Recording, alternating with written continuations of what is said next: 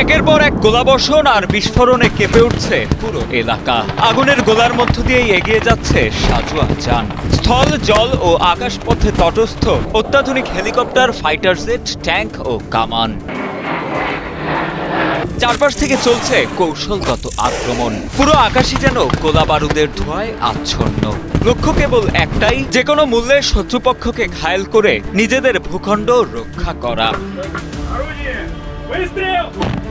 Russia ও বেলারুশের যৌথ সামরিক মহড়ার পর এভাবেই মহড়া চালিয়ে নিজেদের শক্তি দেখালো মার্কিন নেতৃত্বাধীন পশ্চিমা সামরিক জোট ন্যাটো।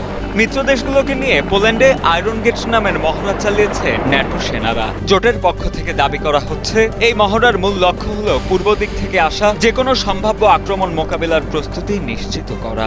আয়রন গেট মহড়ায় পোল্যান্ডের পাশাপাশি মিত্র দেশগুলোর সেনারাও অংশগ্রহণ করেন। ৩০,০০০ সেনার পাশাপাশি আধুনিক সব ট্যাঙ্ক, হেলিকপ্টার ও যুদ্ধবিমান নিয়ে এই মহড়া পরিচালনা করা হয়।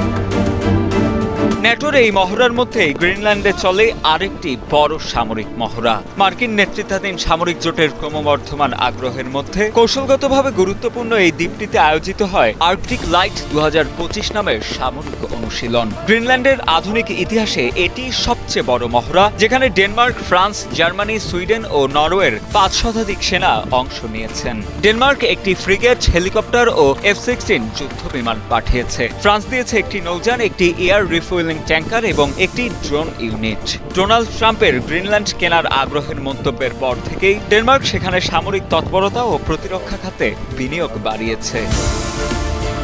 এদিকে ন্যাটোর সঙ্গে চলমান উত্তেজনার মধ্যেই ইউক্রেন জুড়ে হামলার মাত্রা বাড়িয়ে চলেছে রাশিয়া। জাপোরিজিয়া, মাইকোলাইভ এবং সুমি অঞ্চলে পুতিন বাহিনীর ধারাবাহিক হামলায় ১৭ সেপ্টেম্বরও হতাহতের খবর পাওয়া গেছে। কিয়েভের দাবি, চলতি মাসে রাশিয়া ৩৫০০ ড্রোন এবং প্রায় ২০০ রকেট হামলা চালিয়েছে। এর পাল্টা জবাবে ইউক্রেনও রাশিয়ার জ্বালানি স্থাপনা লক্ষ্য করে হামলা চালিয়ে যাচ্ছে, যার ফলে বিভিন্ন গ্যাস ক্ষেত্রে বিস্ফোরণ ও আগুন লাগার ঘটনা ঘটছে। রাশিয়ার রাষ্ট্রায়ত্ত তেল পাইপলাইন প্রতিষ্ঠান সতর্ক করে বলেছে, এ ধরনের হামলা অব্যাহত থাকলে তাদের উৎপাদন কমাতে হতে পারে।